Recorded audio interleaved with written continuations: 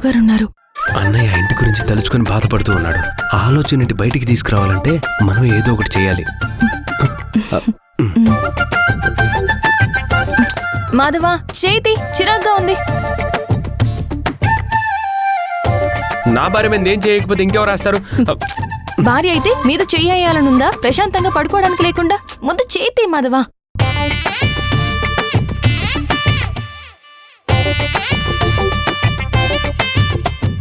నువ్వు నా హక్కు, నేనేం చేసినా భరించాలి. ఓహో, తమర్లో ఈ కోణం కూడా ఉందా? ముందే ఇరుగ్గా ఉంటే సర్దుకుని పడుకుంటున్నావు, మళ్ళీ మీద చెయ్యి ఒకటి. అసలు ఈ గాలి అడక చిరాగ్గా ఉంది. ఓహో, ఇప్పుడు నీ గాలి కూడా సమస్య. నాకు మీద చెయ్యాలనుంది, వేసి పడుకున్నాను.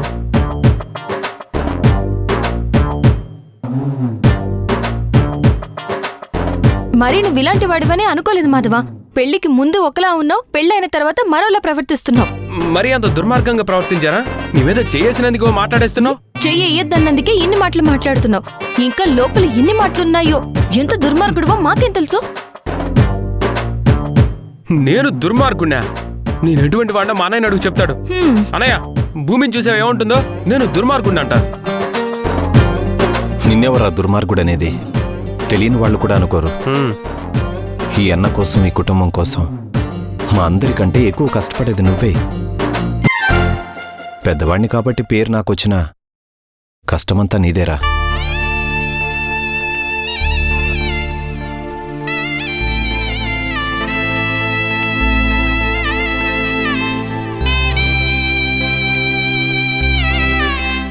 చదువుకోవడానికి వెళ్లాల్సిన టైంలో నా కోసం పుస్తకాలని పక్కన పడేసి నేను ఎక్కడుంటే అక్కడ నా వెంటే తిరిగావు.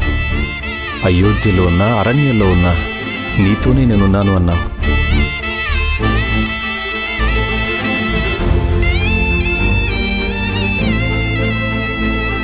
ఈ అన్నకి లక్ష్మణుడిలాగా నేను ఎక్కడుంటే అక్కడున్నావు.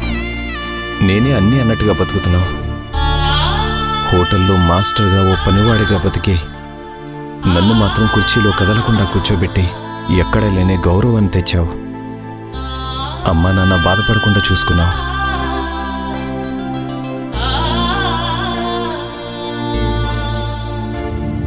ఇంట్లో నుంచి బయటికి పోరా అన్నా కూడా, బయటికి వెళ్ళిన తర్వాత కూడా నా గురించి, మన కుటుంబం గురించి ఆలోచించావు. నీకంటే మంచి తమ్ముడు, నీకంటే మంచి బిడ్డ, నీకంటే మంచి భర్త ఎవరూ ఉండర్రా. చూసావా మా అన్నయ్య నా గురించి ఎంత గొప్పగా చెప్పాడో? నేను కాదమ్మా దుర్మార్గుండి, నువ్వు దుర్మార్గురాలివి.